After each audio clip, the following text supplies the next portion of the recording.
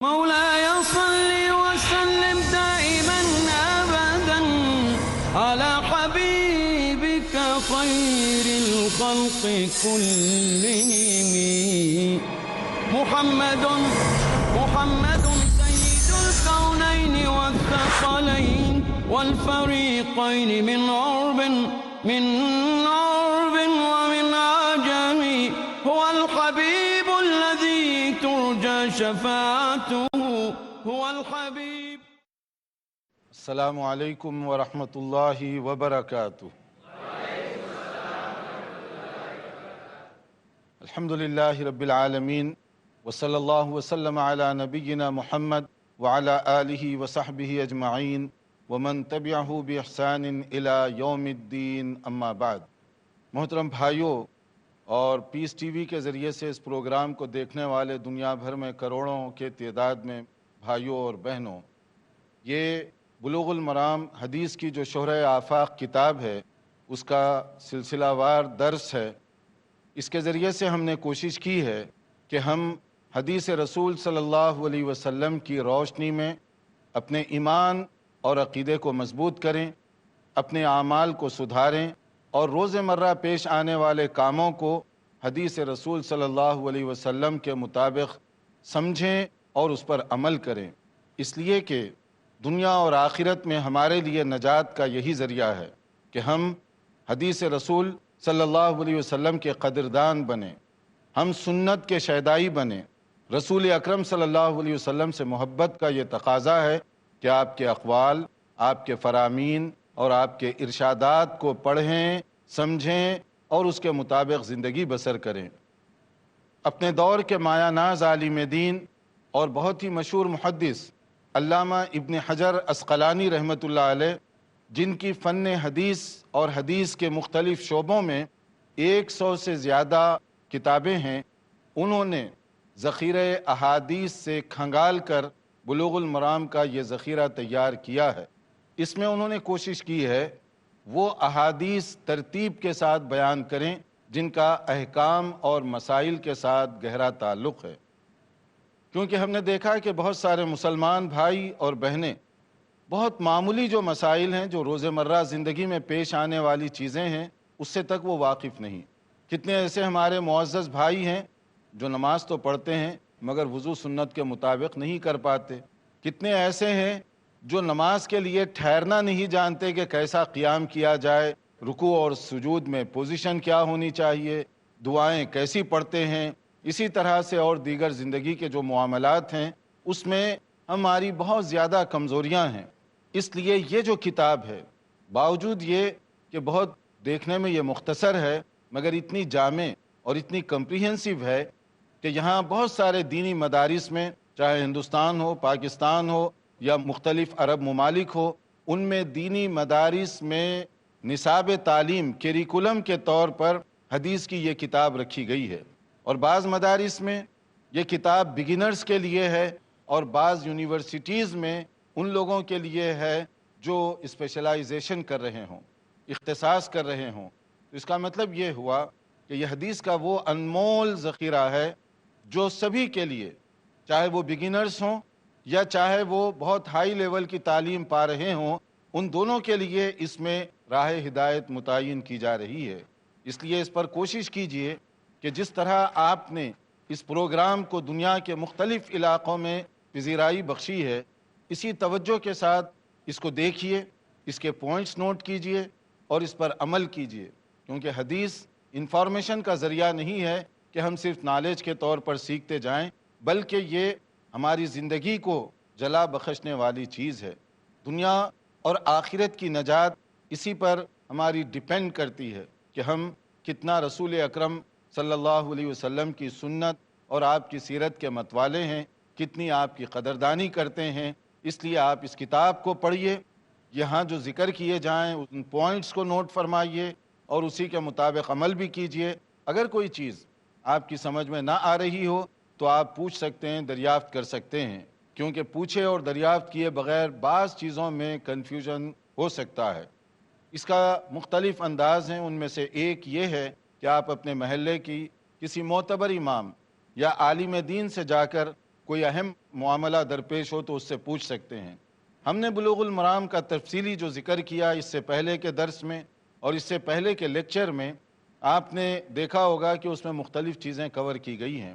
اس کے بعد جہاں ہم یہ سلسلہ آخری لیکچر میں روکے ہوئے تھے وہ بیوع پر تھا۔ بیوع کا مطلب ہے خرید اور فروخت، بیع، خرید و فروخت، یعنی مارکیٹنگ کے اصول، لین دین، کاروبار، دوسروں کے ساتھ کس طریقے سے ڈیل کرنا چاہیے، خرید و فروخت کے اصول کیا ہیں، اس کو شریعت میں کلیئر کر کے بتایا گیا۔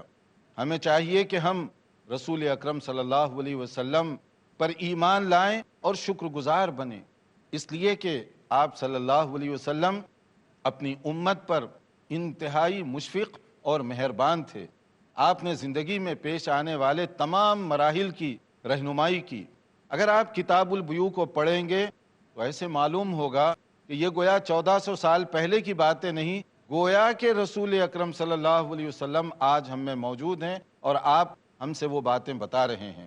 یہی قرآن و سنت کی بیوٹی ہے کہ اس میں کوئی ایکسپائر نہیں ہوتی چیز کہ اولڈ ہو جائے، پرانی ہو جائے، بلکہ ہر وقت جب آپ پڑھیں گے تو خود آپ کو محسوس ہوگا اس میں جو تازگی ہے، اس میں جو فریشنس ہے۔ مارکیٹنگ کے جو اصول ہیں، خرید و فروخت، کاروبار، لین دین، اس کے شرعی جو اصول ہیں، یہ باب یا یہ چیپٹر اتنا اہم ہے کہ ہم نے جیسے پچھلے ذکر کیا تھا کہ بعض دنیا کی یونیورسٹیوں میں جو لوگ اسلامک فائنانس میں اسپیشلائزیشن کر رہے ہیں ان کو خصوصیت کے ساتھ یہی چیپٹر پڑھایا جاتا ہے، اور یہ بھی بڑی اچھی بات ہے، انٹرسٹنگ بات ہے آپ لوگوں کے لیے کہ کتنے ایسے اسٹوڈنٹ ہیں جو مسلمان نہیں ہیں مگر یہ کتاب البیوع وہ ضرور پڑھتے ہیں، اس لیے کہ اس کے بغیر اسلامک فائنانس اور اسلامی جو اصول ہیں مارکیٹنگ وغیرہ کے، اس سے وہ واقف نہیں ہوتے۔ اور اس کا ایک دوسرا پہلو ہے جو تھوڑا سا افسوسناک بھی ہے، اور وہ یہ کہ بہت سارے علماء کرام ہمارے ایسے ہیں جو اس چیپٹر کو زیادہ توجہ کے ساتھ نہیں پڑھتے، کیونکہ اس چیپٹر کو سمجھنے کے لیے دو باتوں کی ضرورت ہے۔ ایک تو یہ کہ آپ شریعت سے بھی واقف ہوں، اور دوسرے یہ ہے کہ آپ کو مارکیٹ میں اس وقت کیا ہو رہا ہے، لین دین، کاروبار، بینکنگ وغیرہ وغیرہ کے جو سسٹمز ہیں وہ کیا ہیں۔ اگر وہ آپ کو معلوم نہ ہوں تو آپ اس باب میں جو باتیں پیش کی گئی ہیں اس پر وہاں اپلائی نہیں کر سکتے۔ اور اگر آپ کو وہ چیزیں معلوم ہیں مارکیٹنگ کی مگر شریعت کے مطابق آپ نہیں جانتے تو پھر آپ فرق نہیں کر سکتے کہ وہ حرام، حلال، جائز اور ناجائز کے جو باریک حدود ہیں کہاں وہ آپ درست کام کر رہے ہیں اور کہاں آپ سے غلط کام ہو رہا ہے۔ اس لیے اس چیپٹر کو ہماری گزارش ہوگی آپ تمام بھائیوں سے بھی اور دنیا بھر میں دیکھنے والے جو بھائی اور بہنیں اس پروگرام ان سب سے، کہ اس کو غور سے پڑھیں، سمجھیں اور دیکھیں کہ کہاں ہم سے کیا کوتاہی ہو رہی ہے۔ کتاب البیوع یا خرید و فروخت وغیرہ کے جو مسائل ہیں اس کی اہمیت اس لیے بھی بہت زیادہ ہے کہ اس سے ہمارے حرام حلال کا تعلق ہے، ہماری روزی اس پر ڈیپینڈ کرتی ہے کہ بعض اوقات آدمی نماز تو پڑھ رہا ہے، روزی حرام کی ہے۔ مثلا ایک آدمی آپ نے دیکھا ہوگا میٹ شاپ پہ جاتا ہے گوشت خریدنے کے لیے، اور وہ بچر سے جو قصائی ہے اس سے پوچھتا ہے کہ بھائی یہ جو گوشت آپ فروخت کر رہے ہو حلال ہے، مطلب یہ کہ حلال جانور ہے، ذبح صحیح کیا گیا وغیرہ وغیرہ۔ مگر جب وہ پیمنٹ کرنے کے لیے ٹل پر جاتا ہے تو وہ یہ نہیں معلوم کرتا کہ میں جیب سے جو رقم دے رہا ہوں کیا یہ بھی حلال طریقے سے کمائی ہوئی ہے۔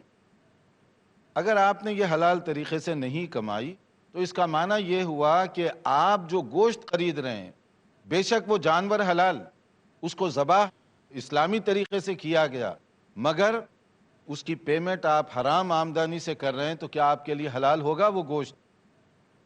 آپ کے لیے وہ گوشت حلال نہیں ہو سکتا۔ اسی طرح سے آپ کسی اور کرانہ دکان میں جائیں، گروسری شاپ پہ چلے جائیں، آپ بے شک اچھی پاکیزہ چیزیں خرید رہے ہیں، فریش ترکاری خرید رہے ہیں، مگر اس کی جو پیمنٹ آپ کر رہے ہیں حرام طریقے سے کمائی ہوئی دولت سے پیمنٹ کر رہے ہیں، تو کیا وہ جائز ہوگا؟ اگر وہ جائز نہیں ہے تو آپ کے بچوں کو آپ کیا کھلا رہے ہیں؟ حرام روزی۔ اور اگر حرام روزی آپ کے بچوں کو کھلائیں گے تو اس سے خیر و برکت پیدا ہوگی گھر میں، آپ کی دعائیں قبول ہوں گی، آپ کی عبادت اللہ تعالیٰ کے پاس قبول ہوگی؟ نہیں ہو سکتی۔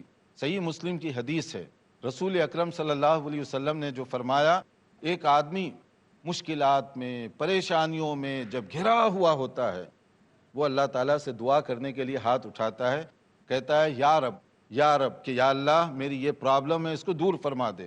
مگر اس کی دعا قبول نہیں ہوتی۔ کیوں نہیں قبول ہوتی؟ اس کا ریزن جو ہے ہمیں اس پر غور کرنا چاہیے۔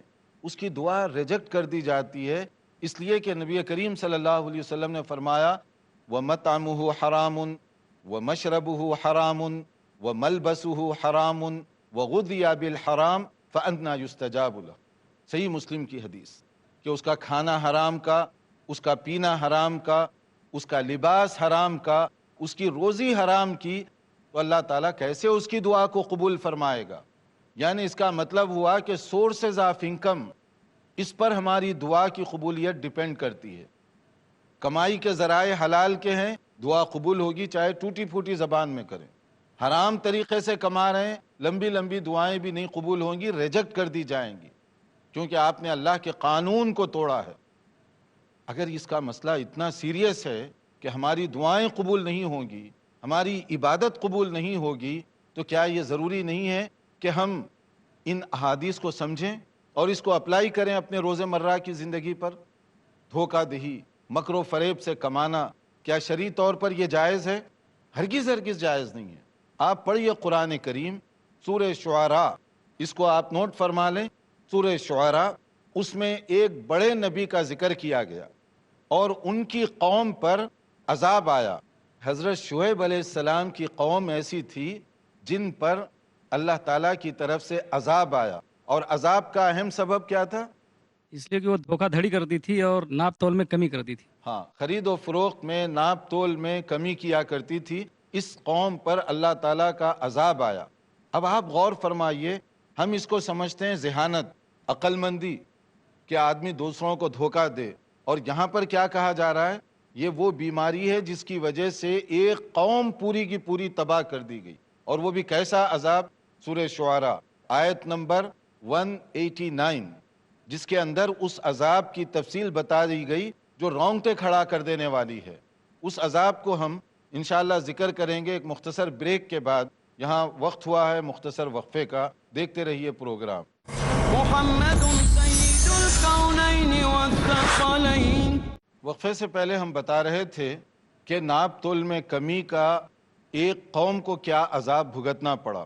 سورہ شعراء آیت 189، اس کے اندر ان کے عذاب کی تفصیل بتائی گئی کہ حضرت شعیب علیہ السلام کی قوم ناپ تول، لین دین، کاروبار میں فراڈ، چیٹ اور دوسروں کے ساتھ دھوکہ بازی یہ بہت زیادہ کیا کرتی تھی۔ حضرت شعیب علیہ السلام نے سمجھانے کی ان کو بہت کوشش کی، مگر قوم کے لوگوں نے کہا دولت ہماری، ذہانت ہماری، ہم جیسے چاہے استعمال کریں گے، آپ کون ہوتے ہیں جو اس میں جائز ناجائز، حرام حلال یہ حدود بتانے والے؟ اس کے بعد پھر اللہ تعالیٰ کا عذاب آیا۔ کیسی شکل میں آیا؟ ایک مرتبہ بہت سخت گرمی پڑی، اور اس کے بعد گرمی کی وجہ سے لوگ پریشان ہونے لگے۔ پھر اس کے بعد بادل چھایا۔ جب گرمی کے دنوں میں بادل چھائے تو اس سے ایک فرحت بخش ٹھنڈک کا احساس ہوتا ہے۔ لوگ دور دور سے کھنچ کھنچا کر وہاں پر پہنچے تاکہ ٹھنڈی چھاؤں میں بیٹھ سکیں۔ جب بہت دور دراز کے لوگ آ کر وہاں جمع ہو گئے تو پھر کیا ہوا؟ وہی بادل جس کو وہ بارش برسنے کی توقع کر رہے تھے، وہ بادل پھٹا، آگ کے شعلے برسائے گئے، اور جب آگ برس رہی تھی زمین میں زلزلہ پیدا ہوا، جس کی وجہ سے خوفناک آواز پیدا ہوئی۔ ایک قوم جو ناپ تول میں کمی کر رہی تھی، بیک وقت 3 قسم کے عذاب سے ان کو تباہ کر دیا گیا۔ آسمان سے شعلے برسائے گئے، زمین میں زلزلہ پیدا ہوا، اور اس کے بعد دل پھاٹ دینے والی خوفناک آوازیں ان پر مسلط کر دی گئیں۔ قرآن مجید میں کہا گیا فَأَخَذَهُمْ عَذَابُ يَوْمِ الظُّلَّةِ إِنَّهُ كَانَ عَذَابَ يَوْمٍ عَظِيمٍ، کہ اس قوم پر وہ سائبان کا جو عذاب آیا اتنا بڑا تھا کہ قرآن کریم میں کہا گیا یہ بہت بڑی شکل کا عذاب تھا۔ جو ناپ تول کے پیمانوں میں دھوکہ بازی کرتے ہیں، خریدنے کے لیے ایک پیمانہ، سیل کرنے کے لیے دوسرا پیمانہ، خریدتے وقت زیادہ سے زیادہ لو، بیچتے وقت کم سے کم دو کسٹمر کو۔ آپ نے بھی دیکھا ہوگا ماشاءاللہ مختلف جگہوں پر، یعنی آپ چلے جائیے بمبئی کی مارکیٹ میں، مدراس میں، حیدرآباد میں، لاہور میں، کراچی میں، بڑے بڑے شہروں میں آپ کو اس کا تجربہ ہوگا کہ کبھی وہاں سے آپ کوئی چیز خریدتے ہیں گروسری کی، وہ کہتے ہیں 5 کلو ہے، جب گھر لا کر تولیں تو 4 ہی نکلتی ہے۔ یہ دھوکہ بازی ہے، یہ اللہ تعالیٰ کو سخت ناپسند ہے۔ اسی طرح سے آپ نے یہ بھی دیکھا ہوگا کہ جب آپ سیمپل کے طور پر دیکھتے ہیں کوئی چیز کو تو بڑی بڑھیا کوالٹی کی چیز بتائی جاتی ہے، بہترین نمونہ دکھایا جاتا ہے۔ جب آپ آرڈر دیتے ہیں تو کیا آتا ہے؟ اس سے گھٹیا کوالٹی کی چیز بھیجی جاتی ہے، یا اس کے اندر عیب ہوتا ہے اور وہ بتایا نہیں جاتا۔ تو یہ جو چیزیں ہیں اللہ تعالیٰ کے پاس جواب دہ ہونا ہوگا۔ اللہ تعالیٰ کے پاس جس کو جواب دہی کا تصور ہے وہ اس طرح کے کام نہیں کر سکتا۔ اس لیے حرام اور حلال کے جو اسلامی حدود ہیں ان کو سمجھنا بھی ضروری ہے اور اس کے مطابق اپنے کاروبار کو درست کرنا بھی ضروری ہے۔ آپ دیکھیے کہ مختلف ائمہ، فقہا، محدثین وہ کس درجے کی احتیاط کیا کرتے تھے۔ آپ کو یہ چیپٹر پڑھیں گے تو معلوم ہوگا صحابہ کرام رضی اللہ تعالیٰ عنہم اجمعین کہ کس درجے کی احتیاط کرتے۔ اسی طرح سے ائمہ کرام مثلا فقہا، صحابہ کا تو درجہ بہت اونچا ہے، ان کے بعد جو علماء، محدثین، فقہا، ان کو بھی آپ دیکھیں کس درجے احتیاط کیا کرتے تھے۔ مثلا ایک مشہور امام اور عالم دین ہے امام ابو حنیفہ رحمۃ اللہ علیہ۔ امام ابو حنیفہ رحمۃ اللہ علیہ وہ کاروبار کیا کرتے تھے، کپڑوں کی تجارت ان کی تھی۔ ایک مرتبہ ایک تھان ان کے پاس کچھ ایسا آیا جس کے اندر کوئی فالٹ تھا، کوئی عیب تھا، کوئی کمزوری تھی۔ تو انہوں نے اپنے کام والے سے کہا کہ خریدار کوئی آئے کسٹمر تو پہلے تم اس کو بتا دینا کہ اس میں یہ فالٹ ہے، دیکھیے یہ ہے سیرت، یہ ہے کردار، پہلے اس کو بتا دینا کہ اس میں یہ خرابی ہے، پھر بھی کوئی خریدنا چاہے تو اس کی مرضی ہے۔ اس کے بعد حضرت امام اپنے کام سے چلے گئے۔ بعد میں جب وہ واپس آئے تو انہوں نے دیکھا کہ وہ کپڑا غائب ہے، دکان پر نہیں تھا۔ تو دریافت کیا تو اس نے کہا کہ کوئی آیا خرید لیا اس کو۔ فوری امام صاحب کے ذہن میں تو بات تھی، انہوں نے پوچھا کہ اس میں جو کمزوری تھی، فالٹ جو تھا، وہ تم نے بتا دیا تھا عیب؟ اب اس کو یاد آیا کہ اوہو مجھ سے تو بھول ہو گئی، میں نے یہ بات نہیں بتائی۔ تو اب امام صاحب تو جان کر دھوکہ نہیں دیے نا، نہ امام صاحب کا ڈائریکٹ اس سے کوئی تعلق ہے کیونکہ انہوں نے ہدایت دی اور وہ چلے گئے تھے۔ مگر دیکھیے ائمہ کرام، علماء کرام، ان کا تقوی، عام طور پر کچھ لوگ علماء کا نام لیتے ہیں، ائمہ کا نام لیتے ہیں، فقہائے کرام کا نام لیتے ہیں، مگر ان کی نہ زندگی کو سمجھتے، نہ اخلاق کو سمجھتے، نہ ان کے کردار سے واقف ہوتے۔ کم سے کم ہم ان بزرگ ہستیوں کے اخلاق، سیرت اور کردار کو بھی سمجھنے کی کوشش کریں۔ تو حضرت امام صاحب نے اسی وقت فوری طور پر کہا کہ یہ جو آج کی جتنی بھی سیل ہوئی ہے وہ سب کی سب فی سبیل اللہ خیرات کر دو، مجھے شک و شبے کی کوئی چیز تک نہیں چاہیے۔ اسی طرح امام بخاری رحمۃ اللہ علیہ، ان کے والد گرامی محمد بن اسماعیل البخاری، تو اس کا مطلب محمد کن کے بیٹے ہیں؟ یہ اسماعیل۔ تو وہ خود بھی ایک اونچے درجے کے محدث تھے، اور ایسے بہت کم ہوا ہے اسلامی تاریخ میں کہ باپ بھی محدث، بیٹا بھی محدث۔ بیٹا تو بہت بڑے درجے کا محدث تھا۔ ان کے والد کا جب انتقال ہو رہا تھا تو انہوں نے ایک بات کہی جو والدین کے لیے، ذمہ داروں کے لیے غور طلب ہے۔ انہوں نے کہا کہ میں اپنے بیٹے کے لیے کوئی بہت زیادہ دولت تو نہیں چھوڑ کر جا رہا ہوں، معمولی سی کچھ چیز چھوڑ رہے تھے وہ، مگر انہوں نے کہا اتنا مجھے یقین ہے کہ اس میں حرام تو بڑی بات ہے، شک و شبے کا بھی ایک پیسہ نہیں ہے، شک و شبے والا بھی ایک پیسہ نہیں ہے۔ امام بخاری ایسے ہی نہیں بن گئے، اس طرح کے والدین تھے جنہوں نے ایسی تربیت کی، ایسی روزی کھلانے کا انہوں نے بندوبست کیا۔ تو اس میں ہمارے لیے بھی جو ایک بہت بڑا سبق ہے وہ یہ کہ کس طرح کے کاروبار کرنے چاہیے، روزی کے مسئلے میں کتنی زیادہ حرام، حلال، جائز، ناجائز، اس کو دیکھنا چاہیے۔ اس چیپٹر میں آپ دیکھیں گے، اور اس سے پہلے بھی ہم نے ذکر جیسے کیا کہ ہر وہ چیز جو دھوکہ اور جو غلط طریقے سے کذب بیانی، دروغ گوئی کے ذریعے سے کی جائے وہ شرعی طور پر ناجائز۔ آپ کسٹمر کو دھوکہ دیں گے وہ ناجائز ہوگا، اور اسی طریقے سے ناپ تول میں آپ کوئی ہیرا پھیری کریں گے وہ بھی ناجائز ہوگا، آپ دکھائیں گے کچھ اور سیل کچھ کریں گے وہ بھی درست نہیں ہوگا۔ یہ ساری چیزوں سے منع کیا گیا۔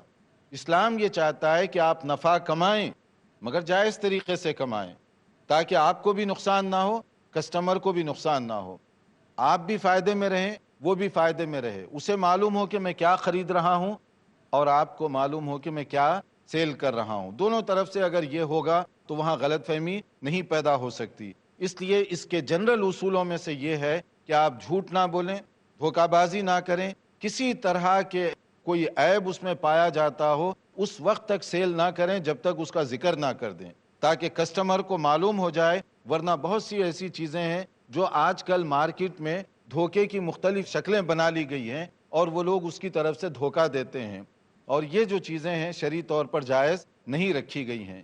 یہاں چونکہ ہمارا وقت ہونے والا ہے قریب، تو ہم چاہتے ہیں کہ آپ کے اگر اس مسئلے میں جنرل سوالات ہوں تو پہلے آپ سوال کر لیجئے، تاکہ ہم اپنے نیکسٹ لیکچر میں تفصیل کے ساتھ ذکر کریں گے کون سی چیز حلال ہوتی ہے، کون سی چیز ناجائز ہے، اور شریعت میں کن کن اصولوں سے روکا گیا ہے، تاکہ ہمارے جو بھائی ہیں اور خاص طور پر جو ماڈرن ایجوکیشن میں آگے بڑھنے والے ہیں ان سے ہم کہیں گے کہ آپ کم سے کم یہ چیپٹر ضرور پڑھیں، تاکہ آپ کو معلوم ہو کہ اللہ تعالیٰ نے رسول اکرم صلی اللہ علیہ وسلم کو کتنا مشفق اور مہربان بنا کر بھیجا کہ آپ نے مارکیٹنگ کے، خرید و فروخت کے ایسے اصول بتائے ہیں جس سے بہتر کوئی اور اصول نہیں ہو سکتے.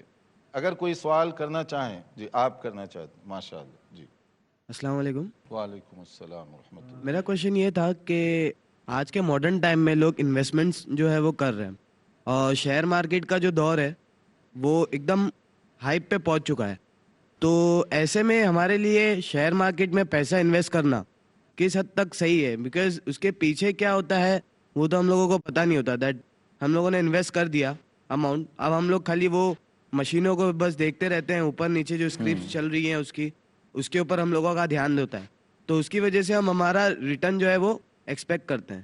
تو ایسی سچویشن میں شیئر مارکیٹ کے اندر پیسہ انویسٹ کرنا جائز ہوگا؟ یہ بہت ہی ریلیونٹ کوسچن ہے اور اس کی بہت زیادہ اہمیت بھی ہے اس چیپٹر کے اندر. اس کا آگے تفصیل سے ذکر آئے گا، لیکن آپ نے چونکہ پوچھ لیا ہے تو شیئر خریدنا اس بارے میں جو ہے دو اصول اپنے ذہن میں رکھیے. دونوں اصولوں کی بنیاد پر یہ جائز یا ناجائز ہوگا. ایک تو یہ ہے کہ آپ جو انویسٹمنٹ کر رہے ہیں یا جہاں کا بھی شیئر خرید رہے ہیں وہ کاروبار خود جو ہے حلال ہو. مثال کے طور پہ کوئی آدمی شراب بیچنے والے کے اندر جا کر شیئر خریدتا ہے، وہ ناجائز ہوا، اس لیے کہ شراب آپ نہ بھی پئیں مگر اس کے کاروبار میں پارٹیسپیشن وہ ناجائز ہو گئی. تو اس طرح سے یہ جو شراب کے کاروبار کرنے والے ہیں اس کا شیئر خریدنا آپ کے لیے ناجائز ہوا. دوسرا جو مسئلہ ہے کہ اس کا ٹرانزیکٹ کیا کرتے ہیں، وہ کیسے کاروبار کر رہے ہیں یہ معلوم کیجئے. مثلا بعض جگہوں پر ایسے ہوا ہے کہ آپ جو شیئر خریدتے ہیں بظاہر تو ایسے لگتا ہے کہ ایک اچھی جگہ کا شیئر خرید رہے ہیں، مگر وہ لوگ بزنس میں انویسٹمنٹ کرنے کے لیے وہ دیکھتے ہیں کہ اس وقت مارکیٹ میں ڈیمانڈ کس چیز کا ہے، اور وہ حرام کا ڈیمانڈ ہے، حرام میں جا کے آپ کا پیسہ ڈال دیں گے تاکہ آپ کو زیادہ شیئر دے سکیں. تو اس لیے آپ کو کیا کرنی چاہیے، دوسری بات یہ معلوم کرنا ہوگا کہ وہ جو بزنس کر رہے ہیں وہ کہاں آپ کا پیسہ لگا رہے ہیں. جائز جگہ پر لگا رہے ہیں پھر ٹھیک ہے، ورنہ کاروبار حلال کے مگر آپ کی انویسٹمنٹ وہ لے جا کر غلط جگہ کریں گے تو وہ ناجائز ہو جائے گا. تو جب بھی آپ شیئر خریدیں دو باتوں کی انویسٹیگیشن کریں. پہلے معلوم کریں کہ وہ کاروبار خود جائز چیز کا ہے، دوسرے معلوم کریں کہ ان کا بزنس جو چل رہا ہے وہ انویسٹمنٹ وغیرہ جو بھی وہ کریں گے جائز جگہوں پر پھر جائز ہوگا. ہم آئندہ لیکچر میں مزید معلومات کے ساتھ حاضر ہوں گے. والسلام علیکم ورحمۃ اللہ وبرکاتہ. مولاي صل وسلم دائما أبدا على حبيبك خير الخلق كلهم محمد سيد الكونين والثقلين والفريقين من عرب ومن عجم هو الحبيب الذي ترجى شفاعته هو الحبيب الذي ترجى شفاعته بكل هول من الأهوال مقتحم. مولاي صل وسلم